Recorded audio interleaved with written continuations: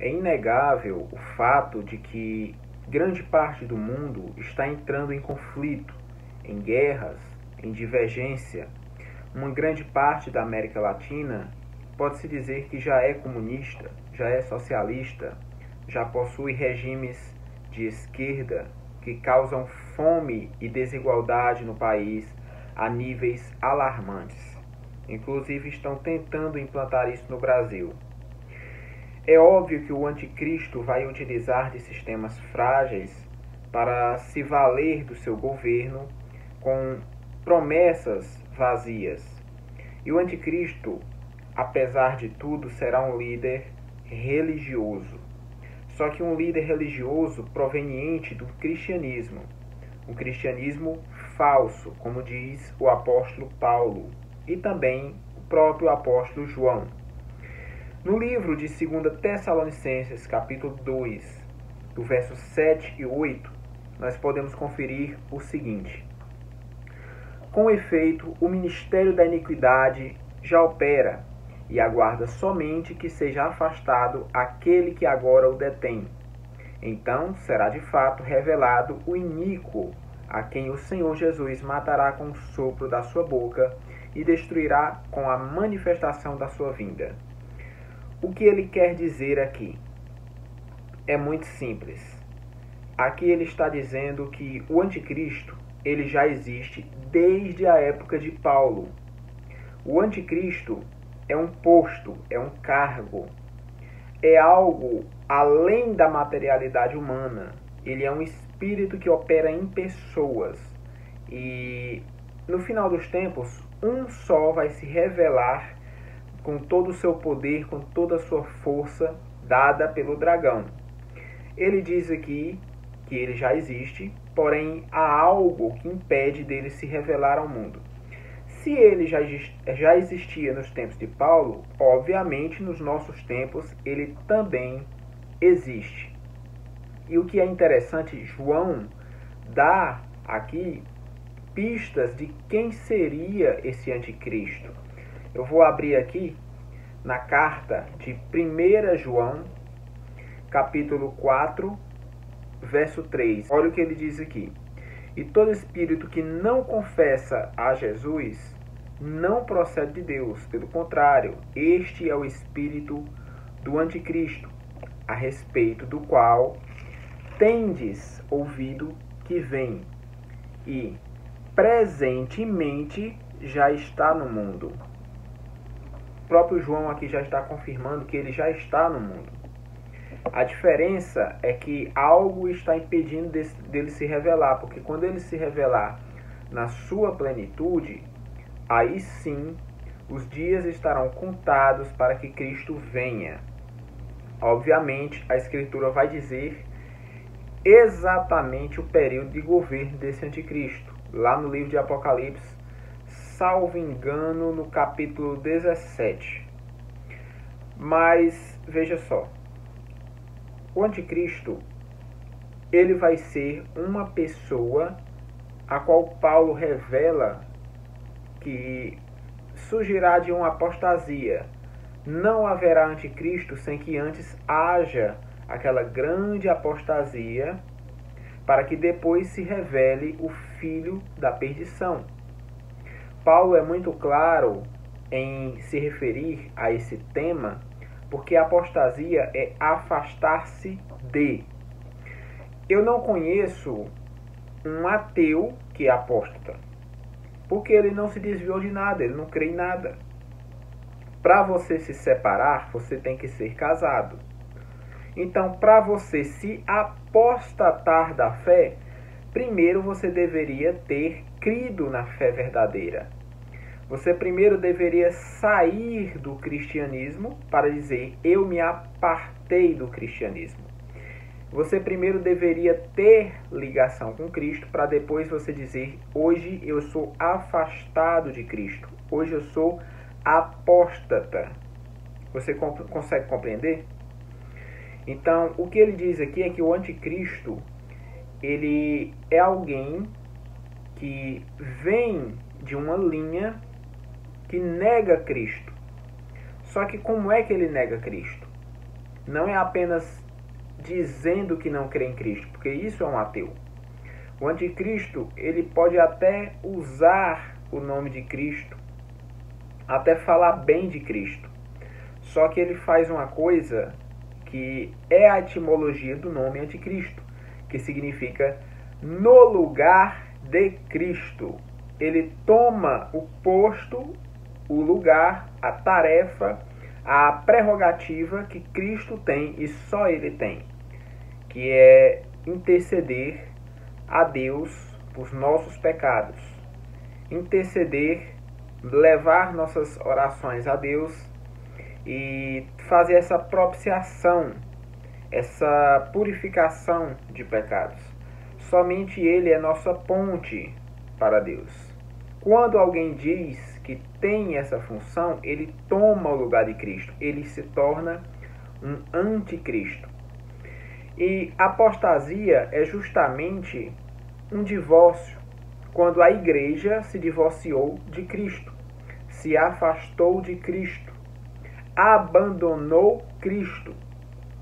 E esse ato de abandonar não significa rejeitar o nome de Cristo, rejeitar a Bíblia ou rejeitar a história. Não, eles continuam falando em Cristo, continuam com a Bíblia, continuam crendo nessa história de Cristo, porém usurpam uma tarefa, usurpam uma prerrogativa, uma particularidade e um direito que só pertence a Jesus Cristo. Isso é ser anticristo. E eu vou provar isso no livro de 1 João 2, capítulo 2, verso 18, 19 e 22. Filhinhos, já é a última hora. Como ouvistes que vem o anticristo, também agora muitos anticristos têm surgido. Pelo que conhecemos que é a última hora. Agora observe. De onde é que esses anticristos têm surgido? Eles saíram do nosso meio. É o que João diz. Os anticristos saíram do nosso meio. Entretanto, não eram dos nossos, porque se tivessem sido dos nossos, teriam permanecido conosco. Todavia, eles se foram, para que ficasse claro que nenhum deles é dos nossos. Vocês percebem aqui? Ele continua no verso 22. Quem é o mentiroso, senão aquele que nega Jesus, que Jesus é o Cristo? Este é o anticristo, que nega o Pai e o Filho. O fato dele negar o Pai e o Filho não é basicamente rejeitar o nome de Deus ou rejeitar o nome de Cristo. Negar o Pai e o Filho é tirar o poder e o lugar a qual eles ocupam e preencher com pessoas humanas ou mesmo consigo próprio. E isso tem sido feito no império do anticristo, no império da besta, que opera desde aquelas épocas. Nós podemos ver aqui bem claro que a mulher representa a igreja. E no livro de Apocalipse, esta mulher está sobre 7 montes. Observe a moeda de Vespasiano aqui. Essa é a moeda de Roma, na época representada por uma mulher em cima de 7 montes, 7 colinas que representam Roma. Nenhuma outra cidade, muitos vão dizer Meca, Jerusalém. Jerusalém, você tem que lembrar que são apenas 2 montes na cidade. E tem o Monte das Oliveiras fora.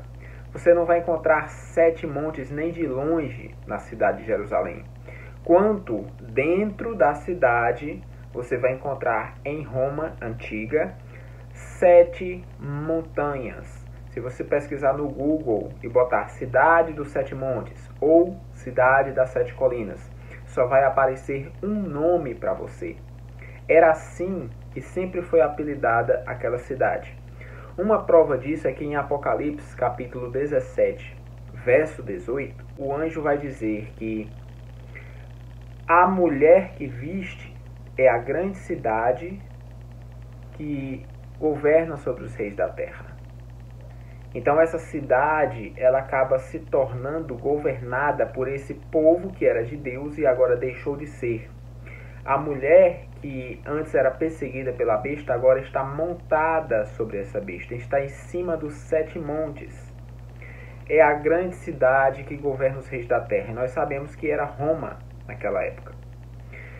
É muito triste saber também que no verso 9 de Apocalipse 17, diz aqui que esses 7 montes, nos quais a mulher está sentada, são também 7 reis. E esses 7 reis não são daquela época. São reis que encerram o período da humanidade. Porque nós não podemos dizer que exatamente essa besta final, a quinta depois da quarta, seja imperadores romanos. Porque os imperadores faziam parte da quarta besta, não da quinta. Você consegue compreender?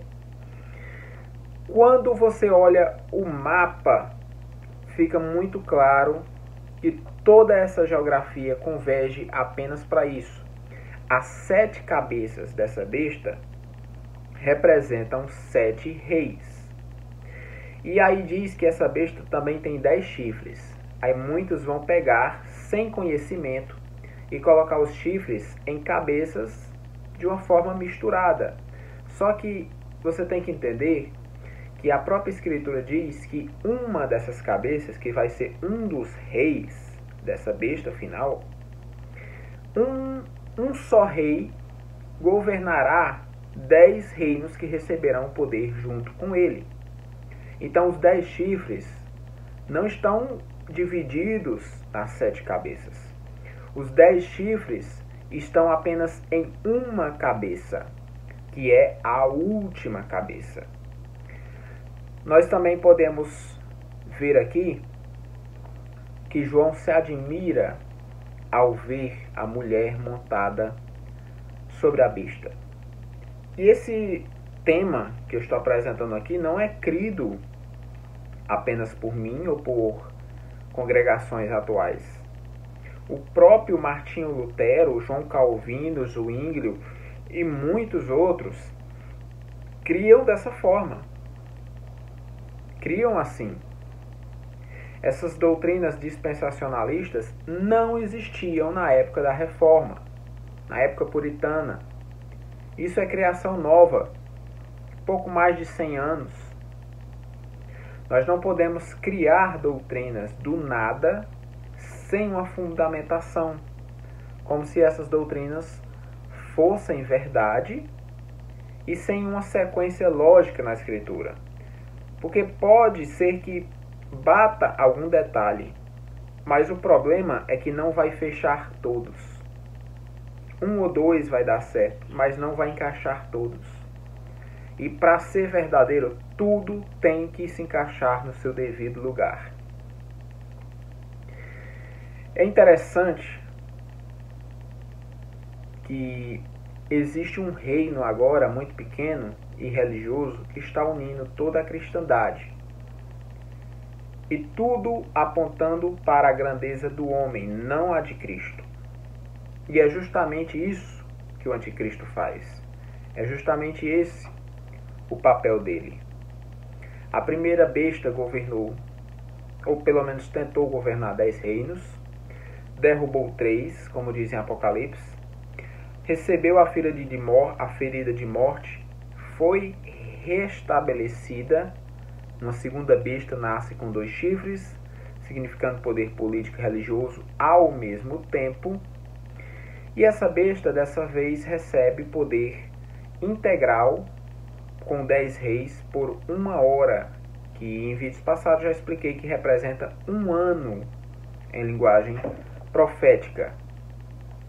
Agora, essa ferida mortal, ela é curada, e aqueles que adoraram essa besta, que admiraram esse milagre que aconteceu com ela, são aqueles que não estão inscritos no livro da vida. são aqueles que adoram ao diabo. Estão achando que adoram a Cristo, mas estão adorando o próprio Satanás. Sabe, quando você adora determinadas nações, quando você adora certas doutrinas ou atos que não são descritos na Bíblia como cristãos, como por exemplo rodar, cair no manto, falar coisas, profecias e outras parafernálias aí. Quando você idolatra pessoas, vai atrás dessas pessoas, doutores, pregadores e tudo mais, cantores. Quando você idolatra determinadas doutrinas, defende determinadas doutrinas como se fosse o seu time de futebol. Não importa se está ganhando ou se está perdendo, você morre da vida. Só que não são doutrinas de Cristo, são doutrinas de homens. Toda hora que você está fazendo isso, você está adorando a besta, você está adorando ao diabo, que deu poder à besta. Muitos roubam o papel de Cristo e não estão percebendo isso.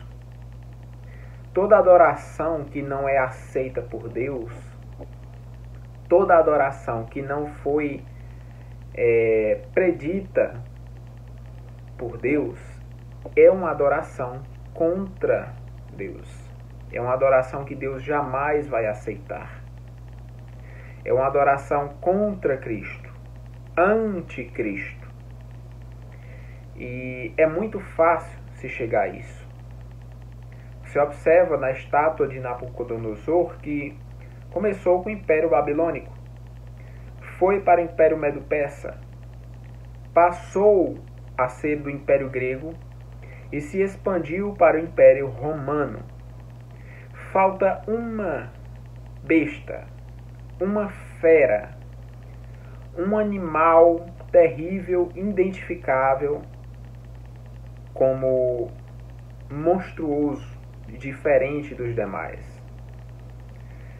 Aqui nós temos os 10 dedos da estátua e os pés formando ferro e barro, divididos em 10 reinos, depois da queda de Roma. E essa divisão será para sempre. Esses reinos não se unirão novamente. Como você pode ver, parte ferro, parte barro, ainda existe Roma neste meio. E essa ferida mortal causada a ela será curada. Ela tem muitos nomes de blasfêmia. E nós sabemos que a blasfêmia maior vem da religião, que usurpa a função, o caráter, o atributo e tudo aquilo que só pertence a Deus. A religião que tira Cristo da frente, do centro, e coloca o homem. Que tira a soberania de Deus para colocar nas mãos de um líder religioso. Que faz com que doutrinas geradas por bulas humanas se sobreponham sobre a própria palavra de Deus nas Escrituras. Nós sabemos que ele fala contra Deus mesmo sendo suposto defensor de Deus. Ele hoje, apesar de ser um líder religioso, ele é o que a Bíblia chama especificamente de rei. São 7 reis. Veja que os passados não são chamados assim, mas somente os últimos. Por que será? Você vai encontrar em vídeos anteriores. Esse rei governa o Vaticano. Ele tem coroa de rei. Ele governa um país e ele é soberano. O governo é vitalício, assim como o rei, é até a morte. Ele tem seu trono, ele tem seu banco, tem suas subdivisões. Ele possui um nome mudado. Ele tem um nome próprio, mas quando assume tem que colocar um nome fulano segundo, cicrano terceiro, assim como os reis fazem. Ele tem um estado soberano sobre o seu domínio, assim como o rei. Você sabe muito bem do que estamos falando aqui. O anticristo, ele não é contra Cristo diretamente, propriamente dito. Ele é alguém que toma o lugar de Cristo. E esse alguém sempre existiu. O anticristo sempre esteve entre nós. E o cenário mundial está, creio eu, totalmente propício para entregar o poder a ele. Fiquemos de olho, porque a qualquer momento pode acontecer uma reviravolta no mundo. Ninguém esperava guerra, ninguém esperava pandemia, ninguém espera nada. Por isso que serão pegos de surpresa quando acontecer.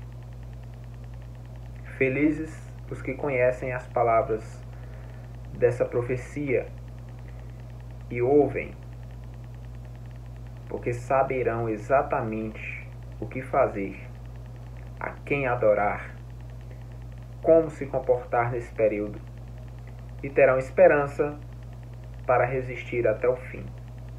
Hoje ficamos por aqui e nos vemos nos próximos vídeos.